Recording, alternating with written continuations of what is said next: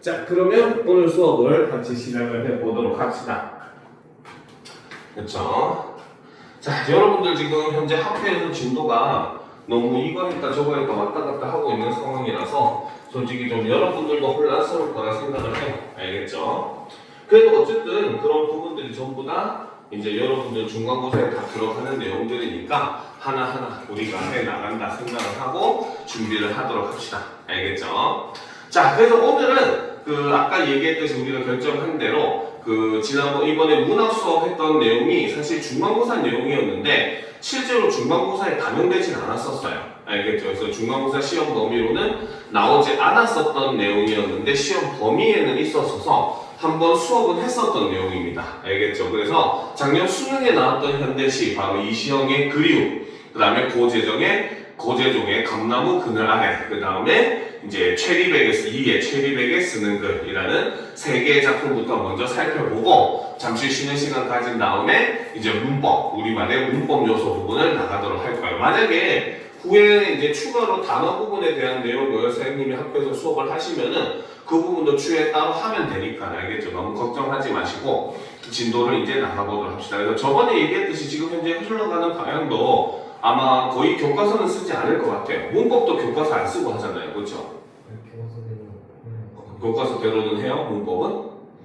그러니까 순서만 교과서대로고 내용이나 이런 거는 프린트로 보통 하지 않나요?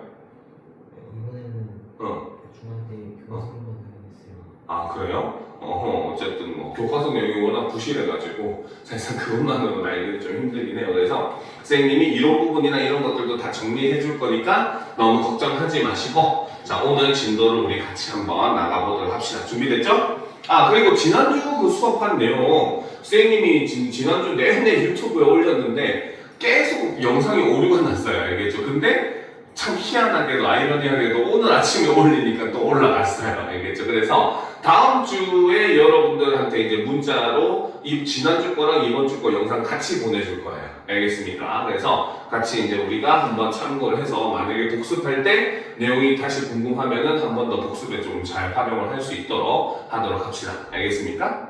오케이? 그렇죠? 자, 그러면 일단 첫 번째 작품 문학부터 우리가 먼저 수업을 합시다. 이시영의 그리움이라고 하는 작품 보도록 합시다. 준비됐죠? 그쵸? 자, 한번 했던 내용들이니까 여러분들 그렇게 어렵지 않을 거예요. 자, 봅시다. 자, 두꺼운 것들이 빛나는 때가 있다라는 거죠. 자, 여기서 이 빛나는 때라고 하는 것은 바로 무엇이다? 자, 이거는 바로 화자가 바라는 시기라고 볼 수가 있고, 그쵸? 즉, 이 바라는 시기라고 하는 것은 바로 뭐다? 빛이 회복되는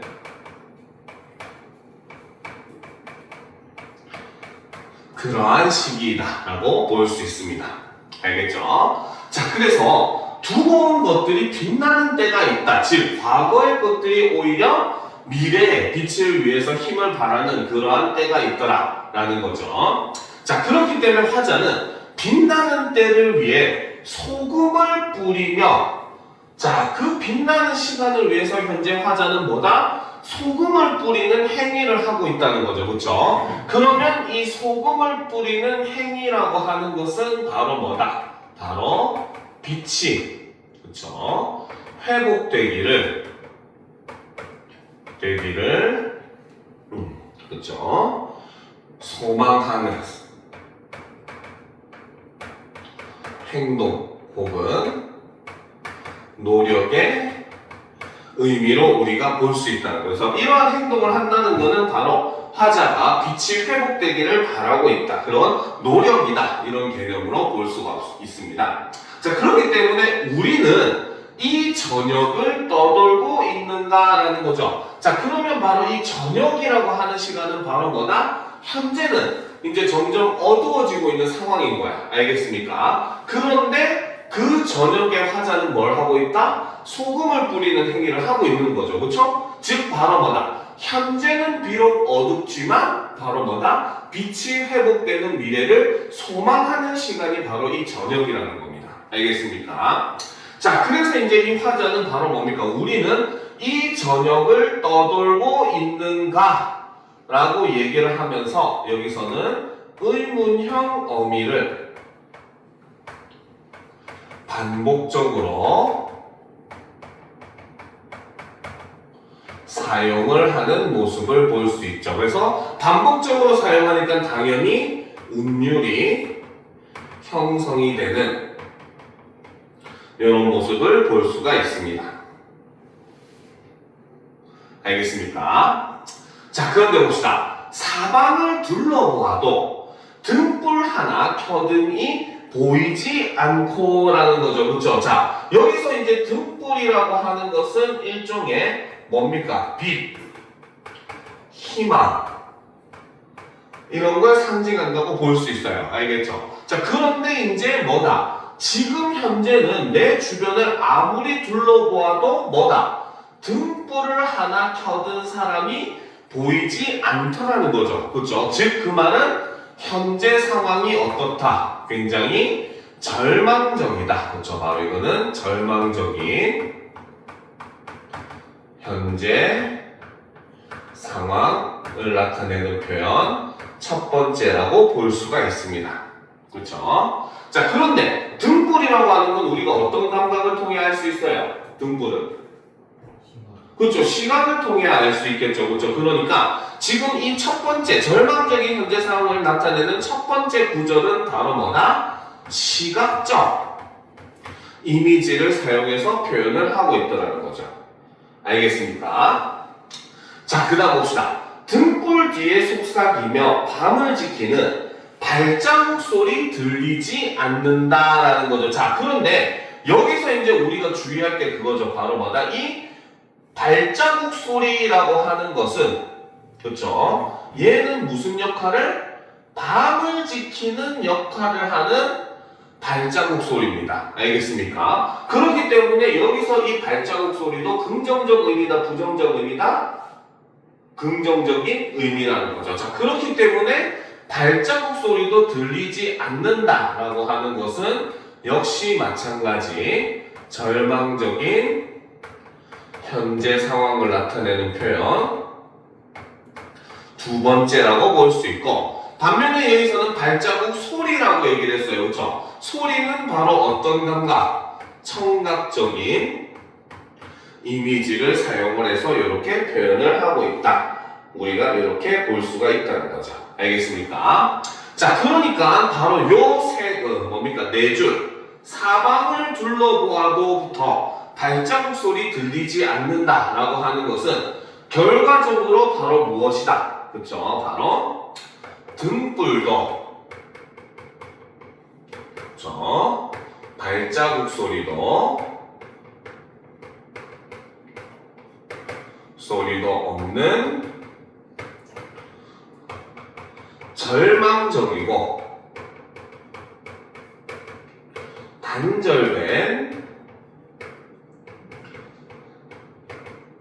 현재 상황을 이렇게 나타내고 있다라고 볼 수 있다는 거죠. 알겠습니까? 이해가 됩니까? 그렇죠? 자, 그러면 좀 올려놓고 보도록 합시다. 자, 잊혀진 목소리가 살아나는 때가 있다라는 거죠. 자, 앞에서는 지금 절망적인 상황에 대해서 막 얘기했어요. 등불도 보이지 않고 발자국 소리도 들리지 않는 그런 절망적인 상황이었죠. 자, 그런데 갑자기 바로 뭐다? 잊혀졌던 목소리가 살아나는 때가 있다. 그 목소리가 다시 살아난다는 거죠. 그래서 이 부분에서 바로 뭐다? 시상의 전환이 일어납니다. 그죠? 다시 또 희망적인 예언으로 바뀌게 되는 거야. 그래서 처음에 희망적인 얘기를 했다가 현재의 절망적인 상황을 얘기했다가 다시 또 희망적인 얘기를 하는 겁니다. 알겠죠? 자, 계속 봅시다. 잊혀진 한 목소리, 잊혀진 다른 목소리의 끝을 찾아 목매이게 부르짖다. 그쵸? 자, 이 목소리를 찾기 위해서 바로 뭐다? 목매이게 부르짖는 행위를 하더라는 겁니다. 알겠습니까? 자, 그래서 이 목매이게 부르짖는 요 행위라고 하는 것은 바로 무엇을 나타낸다? 바로 대상을 향한, 대상이라고 하는 게 바로 뭐다? 다른 목소리가 되겠죠. 자, 이것을 향한 바로 뭐다? 간절한 마음이 드러나는 행위 첫 번째라고 볼 수 있다는 거죠.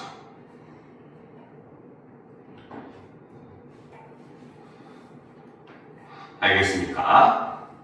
됐죠? 자, 그런데 그 다음 표현을 보면은 자, 이렇게 잊혀진 한 목소리, 잊혀진 다른 목소리의 끝을 찾아서 목매이게 부르짖었는데 결과적으로 그 목소리가 어떻게 됐다?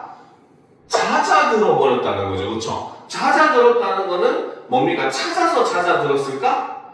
그렇지는 않겠죠. 그렇죠? 그렇기 때문에 여기서 잦아지는 때라고 하는 것은 바로 무엇이다? 바로 잊혀진 한 목소리가, 그러니까 잊혀진 다른 목소리에, 그쵸? 닿지 못한 상태라는 거죠.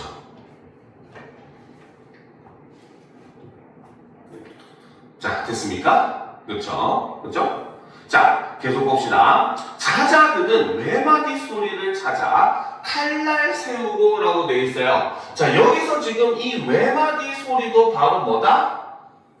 화자가 찾는 대상인 거죠. 그쵸? 그쵸? 그렇기 때문에 이 외마디 소리는 바로 역시 긍정적인 의미를 가진 시어라고 볼 수가 있습니다. 알겠습니까? 자, 그래서 이 잦아드는 외마디 소리는 일종의 바로 뭐다? 잊혀진 한 목소리가 다른 목소리의 끝을 찾기 위해서 목매에게 부르짖었던 그 소리라고 볼 수 있다는 거죠. 알겠습니까? 자, 그래서 이 목소리를 찾기 위해서 화자는 어떻게? 칼날을 세운다는 겁니다. 알겠습니까? 자, 이 칼날 세우고라고 하는 것은 진짜 칼을 세우는 것도 아니고, 그렇죠? 우리가 보통 일반적으로는 칼날을 세우다라고 하면 굉장히 초예민 상태, 그렇죠? 굉장히 좀 부정적인 의미로 뉘앙스로 많이 쓰잖아요. 그렇죠? 그런데 오히려 이 시에서는 저번에도 얘기했지만 굉장히 긍정적인 의미라고 보셔야 되는 겁니다. 알겠습니까? 그래서 칼날 세우고라고 하는 것은 바로 뭐다? 외마디, 그렇죠? 소리를 찾기 위한 화자의 간절한 태도를 이렇게 나타낸 것이지, 이거는 부정적인 의미가 아니다라는 거 꼭 유념을 해 두시라고 했어요. 그렇죠? 자, 그래서 칼날 세우고, 우리는 이 새벽길 숨가쁘게 넘고 있는가라는 거죠. 자, 그래서 화자는 숨가쁘게 넘고 있습니다. 그렇죠? 이것도 역시 바로 무엇이다? 그렇죠? 대상을 향한 간절한 마음이 나타내는 행위. 저 간절한 마음이 드러난 행위 두 번째라고 볼 수가 있겠죠. 알겠습니까? 자, 그런데 이제 우리가 앞에서 제일 첫 번째 보게 되면은 처음에 바로 뭐다? 우리는 이 저녁을 떠돌고 있는가라고 했었죠. 그렇죠? 그죠? 그런데 지금 여기서는 우리는 이 새벽길 숨가쁘게 넘고 있는가라는 겁니다. 알겠습니까? 즉 여기서 자 다시 위로 잠깐 올라가서, 그쵸? 자, 위로 잠깐 올라가서 우리는 이 저녁을 떠돌고 있는가 할 때 저녁 동그라미 치고, 그쵸? 그 다음에 방금 했었던 새벽길 숨가쁘게 넘고 있는가 할 때 새벽길 동그라미 치세요. 쳤습니까? 그쵸? 자, 그래서 저녁에서 새벽길로 이렇게 화살표를 하고, 그쵸? 자, 그러면 이 시의 시상 전개 방식은 바로 뭐다? 시간의 흐름에 따른 시상 전개 방식을 취하고 있다. 이렇게 볼 수 있다는 거죠. 적었습니까? 그쵸?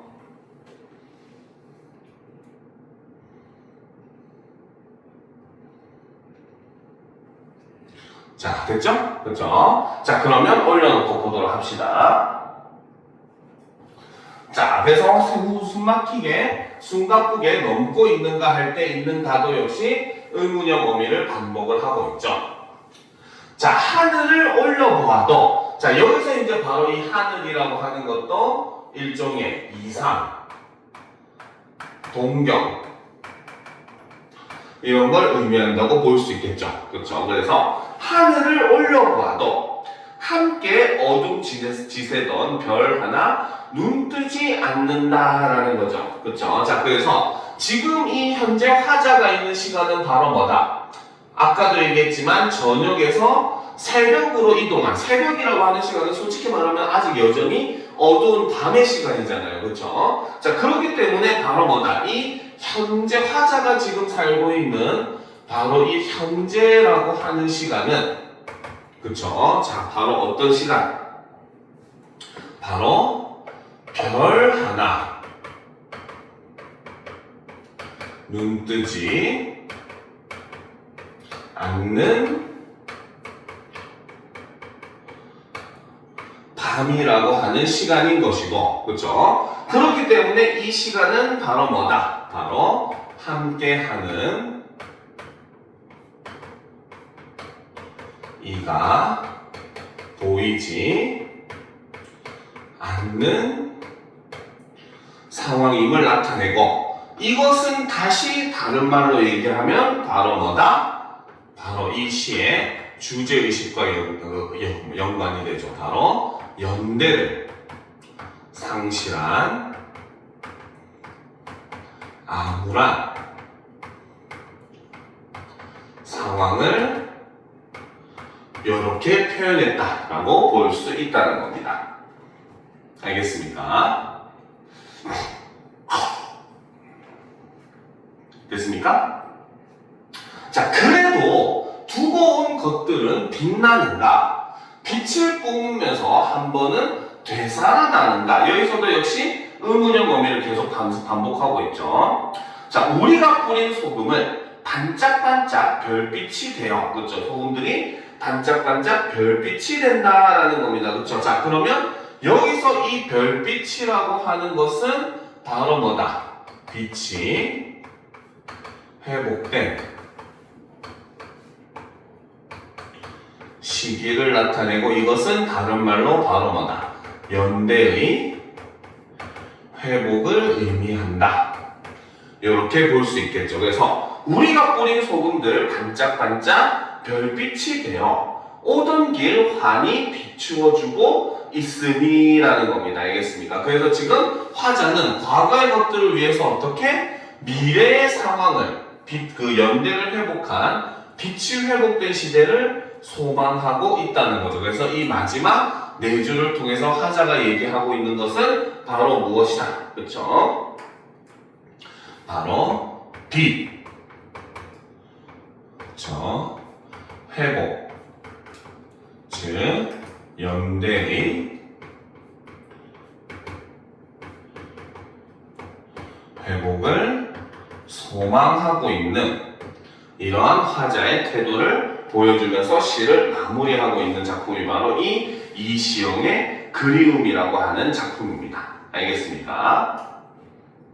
이해가 됩니까? 그쵸? 자, 그래서 이렇게 점점 더 그 뭡니까? 개인화되고 파편화되어 가고 있는 그런 현대인들의 그런 사회의 모습을 이제 뭡니까? 이렇게 빛을 잃어버린 그런 모습으로서 묘사를 하고 있고, 그 와중에서 이제 바로 뭐다? 그런 빛, 즉 연대를 회복하고자 하는 화자의 이제 심정을 담고 있는 작품이다라고 볼 수 있어요. 알겠죠? 자, 그럼 다음 작품 고재종의 감나무 그늘 아래라는 작품 한번 살펴보도록 합시다. 알겠죠? 자, 보도록 합시다.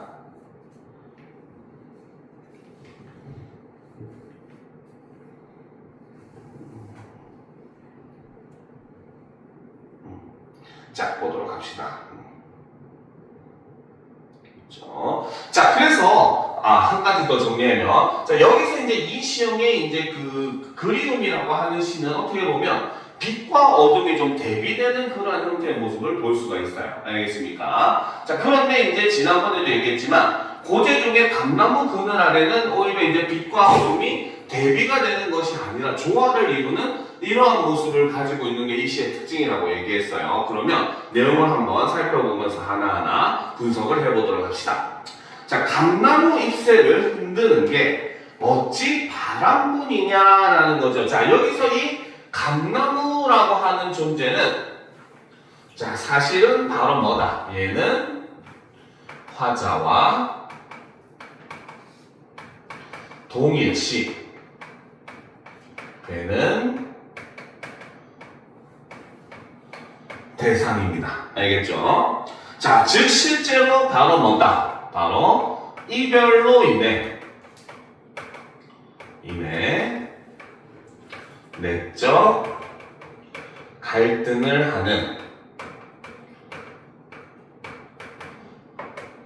화자의 모습을 이렇게 감나무로 표상을 하고 있다는 거죠. 알겠습니까? 자, 그래서 화자는 얘기합니다. 감나무 잎새를 흔드는 게 어찌 바람뿐이냐라는 거죠. 즉 바람만 있는 것이다 아니다? 바람만 있는 것이 아니라는 거죠. 그렇죠? 바람뿐이냐라고 하는 것은 바로 서리법을 사용을 하고 있습니다. 알겠죠? 아, 그리고 감나무라고 하는 소재는 화자의 모습을 나타내고 거기에 플러스 이 작품의 계절적 배경도 드러내줘요. 가을이라고 하는 이것도 같이 적어놓도록 합시다. 알겠습니까? 그러면 위시에 대한 설명으로 옳은 것은 틀린 것은 했을 때 바로 뭡니까? 소재를 통해서 계절감을 드러내고 있다. 그렇죠? 이런 것도 맞는 선지라고 볼 수 있다는 거죠. 알겠습니까? 혹은 계절감을 드러내는, 계절적 배경을 드러내는 소재를 사용하고 있다. 맞는 말이 되는 거예요. 알겠죠? 자, 계속 봅시다. 감나무 잎새를 반짝이는 게 어찌 햇살뿐이랴라는 거죠. 그렇죠? 역시 햇살뿐이랴라고 하는 것도 서리법을 사용을 하고 있습니다. 자, 그래서 이 시를 보게 되면은 1, 2행과 3, 4행의 구조가 거의 유사한 모습을 보이고 있죠. 바로 대꾸법을 여기서 사용을 하고 있습니다. 알겠죠? 그래서 유사한 통사 구조를 반복을 함으로써 당연히 운율을 형성을 하고 의미를 강조하고 있는 이런 모습을 보여준다는 거죠. 알겠습니까? 자, 그래서 지금 여기서 얘기하는 것들은 바로 뭐다? 감나무에 작용하는 것들이 오직 바람과 햇살만 있는 것이 아니다라고 얘기했다는 거죠. 그렇죠? 그러면 그에 대한 이제 구체적인 내용은 이제 이 다음부터 나타나게 됩니다. 일단 그 전에 바람 동그라미 치고 햇살 동그라미 칩시다. 그렇죠? 자, 지금부터 이렇게 동그라미 치는 소재들은 바로 무엇이다? 바로 감나무와 함께하는 대상들을 이렇게 나타내고 있다라고 볼 수 있다는 거죠. 그렇죠? 자, 올려놓고 보도록 합시다. 자, 아까는 오색 딱따구리가 따닥따닥 찍고 가더니 자, 여기서 오색 딱따구리도 역시 감나무와 함께하는 존재죠. 그렇죠? 그리고 여기서 보면 따닥따닥 찍고 갔다고 얘기했어요. 그렇죠? 바로 음성, 상징어 그 중에서도 의성어를 이렇게 사용을 하고 있죠. 그렇죠? 자, 그래서 의성어를 사용을 했기 때문에 당연히 청각적인 이미지를 쓰고 있다라고 볼 수 있습니다. 그래서 따닥따닥 찍고 가더니 봐봐, 시방은 청설모가 쪼르르타고 내려오네라는 거죠. 자, 그래서 청설모도 역시 감나무와 함께하는 존재고, 쪼르르라고 하는 것도 역시 음성, 상징어 그 중에서도 의태어라고 볼 수가 있겠죠. 하는 행동이잖아요. 그렇죠? 그러면 행동은 당연히 어떤가? 시각을 이용해서 우리가 판단을 할 수 있다는 거죠. 알겠습니까? 자, 그런데 여기서 보면 쪼르륵하고 내려오네 라고 되어 있어요. 그렇죠? 여기서는 바로 뭐다? 바로 청자에게 말을 건네는 어조를 이렇게 사용을 하고 있죠. 그렇죠? 자, 그러니까 이제 바로 뭐다? 감나무라고 하는 존재는 이렇게 혼자 있는 게 아니라는 겁니다. 알겠습니까? 자, 그러니까 이제 이 의미를 이제 인간에게, 사람에게 확장을 시키죠. 사랑이 끝났기로서니 그리움마저 사라지랴라는 겁니다. 즉, 그리움도 사라지지 않는다는 거죠. 역시 서리법을 사용을 하고 있습니다. 알겠습니까? 자, 그러면 지금 화자의 상황은 바로 뭐다? 사랑이 끝났기로서니 그리움마저 사라지지 않는다라는 겁니다. 알겠습니까? 자, 그래서 여기서 지금 드러나는 화자의 상태는, 그쵸? 화자는 바로 뭐다? 이별 후 사랑을 그리워하는 그러한 상황이라는 거죠.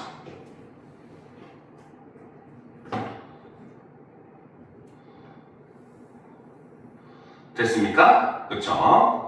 자, 그럼 계속 봅시다. 자, 그 그리움 날로 자라면 주먹송이처럼, 자, 뭐뭐처럼, 뭐뭐 있냐, 뭐뭐듯이, 뭐뭐같이 무슨 법? 그쵸. 비유법 중에서도 직유법이 사용되었다라고 볼 수 있다는 겁니다. 자, 그래서 그 그리움 날로 자라면 주먹송이처럼 커갈 땡감들이라는 겁니다. 즉, 바로 뭐다? 그리움이 커져가지고 된 것이 바로 뭐다? 땡감으로 이렇게 자라난다는 거죠. 그쵸? 자, 그렇기 때문에 이 부분에서는 바로 뭐다? 추상적 관념의 구체화가 사용이 되고 있다는 거죠. 즉, 그림이라고 하는 건 추상적인 관념은, 그렇죠? 그것이 점점 커가는 모습을 바로 뭐다? 감처럼 바꾸어가지고 지금 표현을 했다는 겁니다. 알겠습니까? 자, 그렇기 때문에 여기서 이 땡감이라고 하는 것은 바로 뭐다? 일종의 그리움의 결정체이다. 그리움들이 모여가지고 이루어낸 결정체다라고 볼 수가 있다는 거죠. 알겠습니까? 이해가 되죠? 자, 그러면 좀 지우고 계속 보도록 합시다.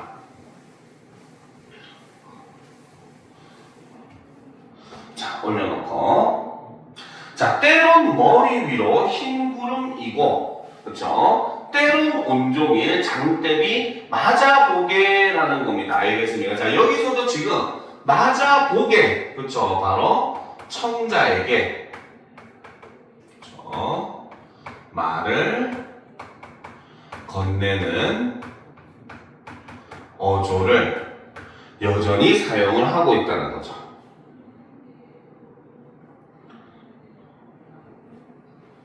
알겠습니까? 자, 그런데 지금 바로 뭐다? 자, 감나무가 크기 위해서는 바로 뭐다? 머리 위에 흰 구름도 이고, 그 다음에 여러 장대비를 만나보는 것도 그 감이 커가는 과정에 도움이 된다, 안 된다? 도움이 된다는 겁니다. 알겠습니까? 즉, 바로 뭐다? 이 구절이 의미하는 것은, 그쵸? 자, 바로 감나무 열매가 자라는 과정에서,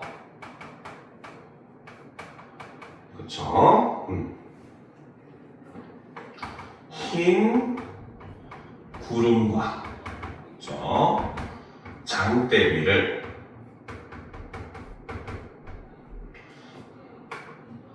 만나는 것도 또 바로 뭐다? 유의미한 이름을 이렇게 나타내고 있다는 겁니다.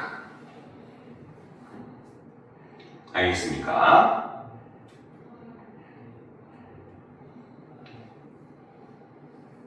됐습니까? 그렇죠? 자, 그러면 이제 계속 보도합시다.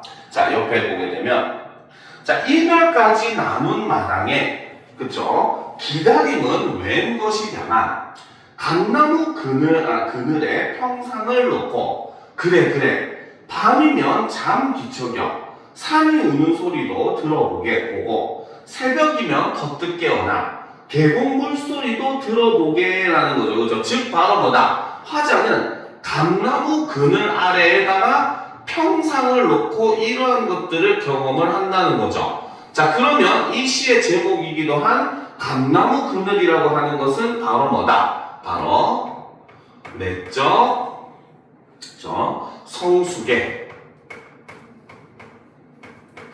이르는 과정에 대한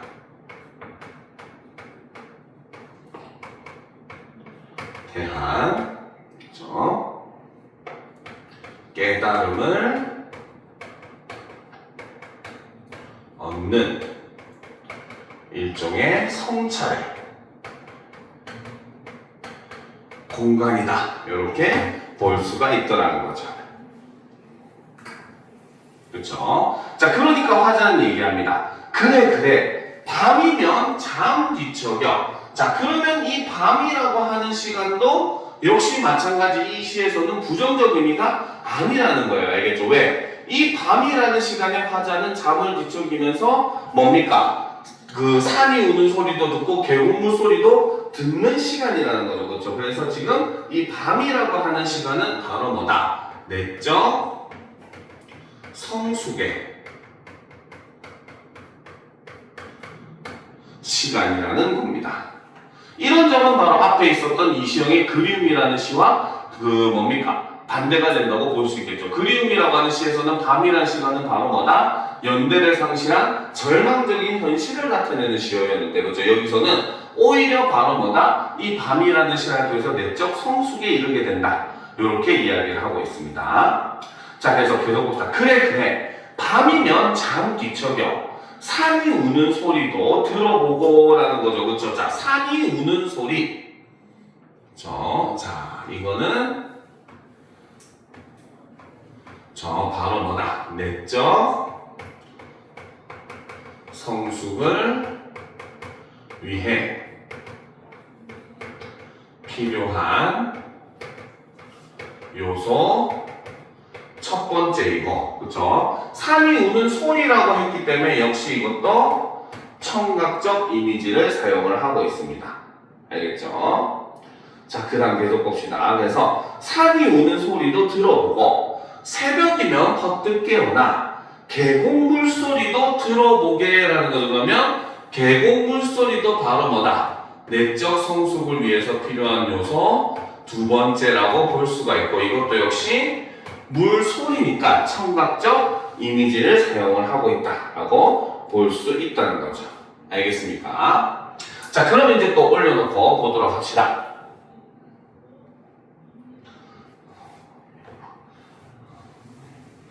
자, 보도록 합시다. 자, 그 기다림 날로 익으니, 그쵸? 서러움까지 익어서, 그쵸? 여기서도 역시 바로 뭐다? 익다라고 표현했죠. 역시 바로 뭐다? 그리움을 무엇으로? 감으로 구체화시켜서 표현을 하고 있죠. 그렇죠? 그렇기 때문에 여기서는 계속해서 추상적 관념의 구체화가 계속 표현이 되고 있습니다. 알겠습니까? 자, 그래서 그 기다림 날로 익으니 서러움까지 익어서 저 짙푸른 강들 마침내 형형 등불을 밝힐 것이라면, 그렇죠? 아직 안 익었으니까 푸른색이었는데 형형 등불을 밝히게 되는 시간은 바로 어떤 시간? 감이 완전히 익은 시간이 되겠죠. 그렇죠? 그러면 이 형형 등불이라고 하는 것은 바로 뭐다?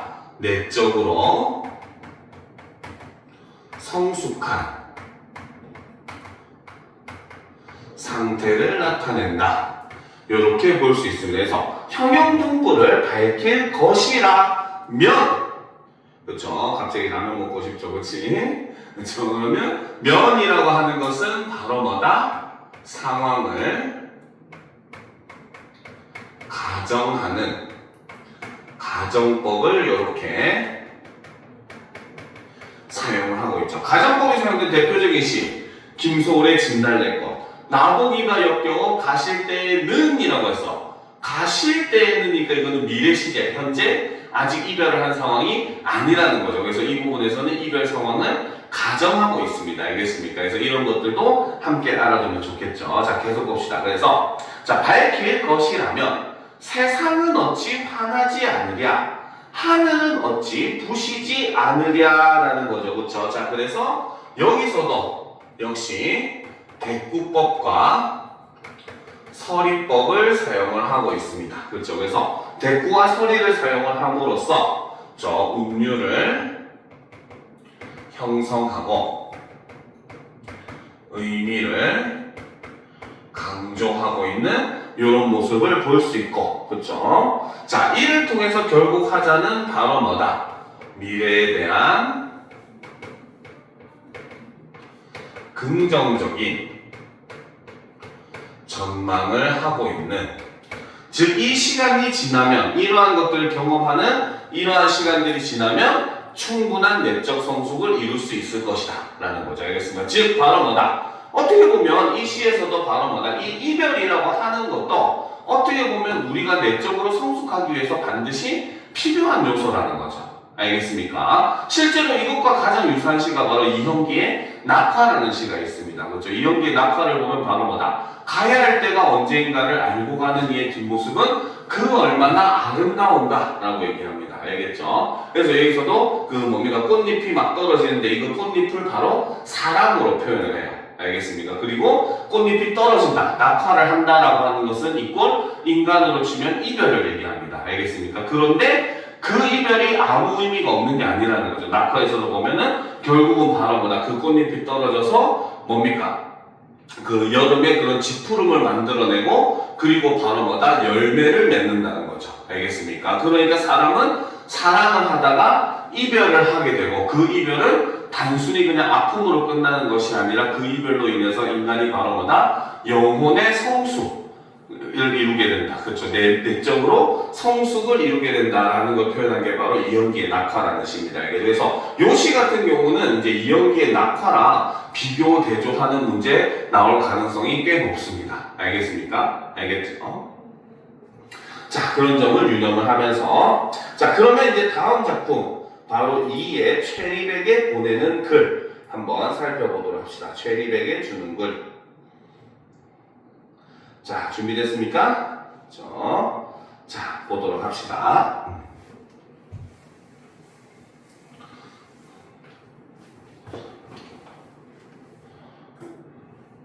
자, 봅시다.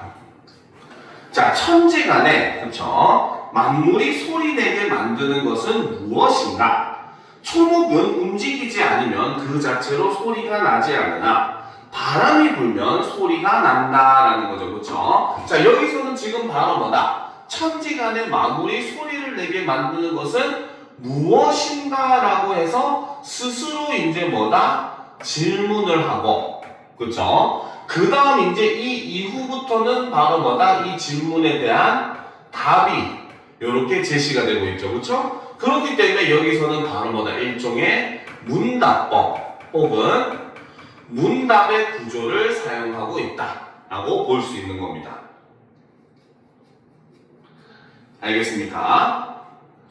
자, 그래서 이제 첫 번째 예로서 바로 초목을 드는데 초목은 움직이지 않으면 그 자체로 소리가 나지 않으나 바람이 불면 소리가 난다라는 거죠. 자, 그러면 이 바람이라고 하는 것은 바로 뭐다? 바로 초목이 소리를 낼 수 있는 이유라고 볼 수 있고 이것은 다른 말로 얘기하면 초목을 소리나게 하는 대상이라고 볼 수 있다는 거죠. 알겠습니까? 자, 그런즉 초목이 소리를 내게 하는 것은 바람이다. 금속은 때리지 않으면 그 자체로는 소리가 나지 않으나 물건이 때리면, 그쵸, 바로 물건이 때리게 되는 경우, 그럼 이거는 바로 뭐다? 금속이, 그쵸, 소리를 낼 수 있는 이유라고 볼 수 있죠. 즉 금속은 무언가로서 때리면 소리를 난다는 겁니다. 알겠습니까? 자, 계속 보도록 합시다. 그런즉 금속이 소리를 내게 하는 것은 물건이다. 무릇 크고 작은 만물이 소리를 내는 것은 또한 반드시 그렇게 만드는 것이 있다라는 거죠. 알겠습니까? 즉 바로 뭐다? 초목과 금속의 예를 통해서 이거를 일반화시키고 있는 모습을 보여주고 있죠. 그렇죠? 그죠? 그러면 이거는 바로 뭐다? 우리가 논증법으로, 논증전개 방식으로 친다면 일종의 귀납법으로 볼 수가 있습니다. 알겠습니까? 이해가 되죠? 그렇죠? 자, 그리고 이제 혹은 뭐 다른 말로는 유추로도 볼 수 있기는 해요. 의미를 확장시켜가지고 얘기를 하는 거니까. 알겠습니까? 그래서 반드시 그렇게 만드는 것이 있다는 거죠. 자, 사람이 세상에 태어나면 안으로는 오장이 있고 밖으로는 형체가 있지만 그것만으로 어찌 소리를 내겠는가? 낼 수 있다 없다? 없다는 거죠. 그렇죠? 역시 서리법을 사용을 하고 있습니다. 알겠죠? 자, 기가 안에 쌓이고 밖으로 드러난 뒤라야 소리가 나는 것이다 라는 겁니다. 즉 바로 사람이 소리를 낼 수 있는 이유는 바로 무엇이다? 기이다 라는 거죠. 그래서 기는 사람이 소리를 낼 수 있는 이유라고 볼 수 있다는 겁니다. 알겠습니까? 자, 그런데 이제 여기서 이렇게 기를 얘기한다는 것, 즉 사람에게는 기라고 하는 것이 존재를 하고 그거를 통해서 바로 뭐다? 옳은 소리를 낼 수 있다. 즉 마음의 상태가 기이다라고 얘기를 한다는 거죠. 그렇죠? 그렇기 때문에 이 부분에서 드러나는 관점은 바로 뭐다? 성리학적인 관점이 여기서 드러난다는 거죠. 그래서 실제로 이제 성리학, 유교에 보면은 이기론이라는 게 있습니다. 알겠죠? 세상은 이와 기로 이루어지는데 이는 바로 뭐다? 세상에서 이제 어떻게 보면 그 기를 통해서 나타난 형태, 상태, 현상 이런 걸로 볼 수가 있고 알겠죠? 그 상태, 현상 이런 것들을 만들어내는 일종의 만물의 법칙 이런 것들을 이제 일종의 기라고 얘기를 합니다. 알겠습니까? 그런 이기론의 바탕을 둔 생각이라고 볼 수가 있다는 거죠. 알겠습니까? 자, 그럼 계속 봅시다. 그래서 소리가 나는 것이다. 그런즉 사람이 소리를 내게 하는 것은 기이다 라고 얘기를 하는 거죠. 즉 바로 뭐다? 세상에 사람을 포함해서 모든 존재는 소리를 내기 위해서는 그 소리를 내게 하는 어떤 것이 존재를 한다라는 결론이 결국 이 첫 번째 문단에서 나오게 되더라는 겁니다. 알겠습니까? 자, 그럼 이제 두 번째 문단의 내용을 한번 살펴보도록 합시다. 자, 소리는 한 가지가 아니니, 자, 그래서 두 번째 문단에서는 소리의 종류에 대해서 얘기를 해요. 자, 소리는 한 가지가 아니니 쓸모없는 소리가 있고 쓸모있는 소리가 있다라는 거죠. 그렇죠? 자, 그러면 여기서 이제 바로 얘기하는 이 쓸모라는 거, 그렇죠? 자, 이거는 바로 뭐다? 소리를 구분하는 기준 첫 번째가 된다는 거죠.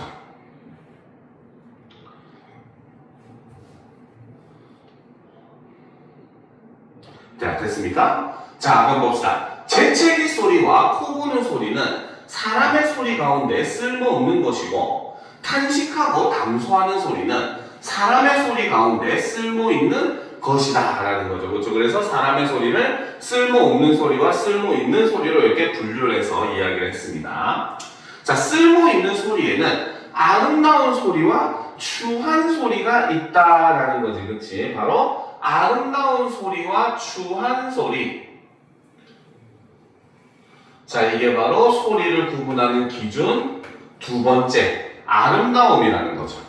그렇죠? 자, 계속 봅시다.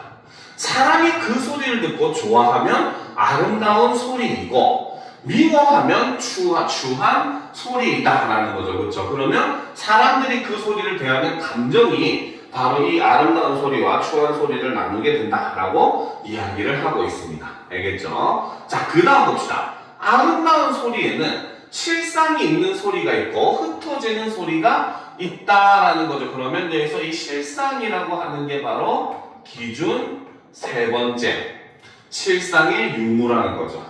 그렇죠? 자, 입에서 나와 글로 쓰이지 못하면 흩어지는 소리가 되고 입에서 나와 글로 쓰이면 실상이 있는 소리가 된다라는 거죠. 자, 실상이 있는 소리에는 바른 것이 있고 삿된 것이 있다. 자, 이게 바로 기준 네 번째라고 볼 수 있다는 거죠. 자, 그런데 또 바른 것 같으면서 삿된 것도 있고 혹 삿된 것 같으면서 바른 것도 있다. 사람의 소리로서 남에게 듣기 좋고 남에게 듣기 좋아 글로 쓰이고 글로 쓰였으면서 발음에 합당하다면 그것을 일컬어 좋은 소리라고 한다라는 거죠. 자, 그러면 뭐다? 발음에 합당하다면까지 꼭세로 표시하고 이것이 바로 뭐다? 좋은 소리의 조건이 된다는 거죠. 알겠습니까?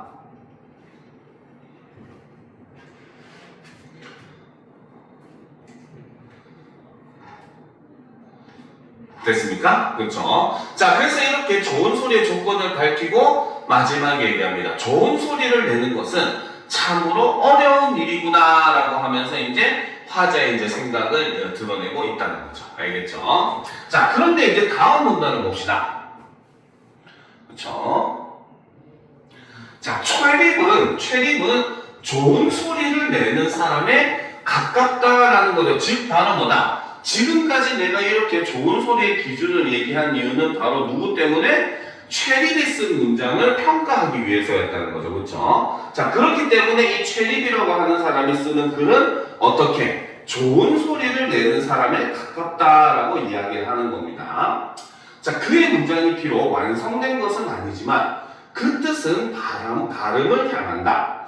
그러니 학업을 게을리하지 않는다면, 그쵸? 자, 그러니 학업을 게을리하지 않는다면, 그쵸? 그러면 어떻게? 바른 소리가 바르게 되는데 무슨 어려움이 있겠는가? 어려움이 있다 없다? 없다는 겁니다. 알겠습니까? 즉 여기서 얘기하는 학업을 게을리하지 않는다면이라고 하는 것은 바로 무엇이다? 그쵸? 바로 바르게 되기 위한 일종의 조건이라고 볼 수가 있는 것이고, 그렇죠? 이거는 다른 말로 하면 바로 뭐다? 글쓴이가 그렇죠? 대상인 바로 최립에게 하는 당부라고 볼 수가 있더라는 거죠.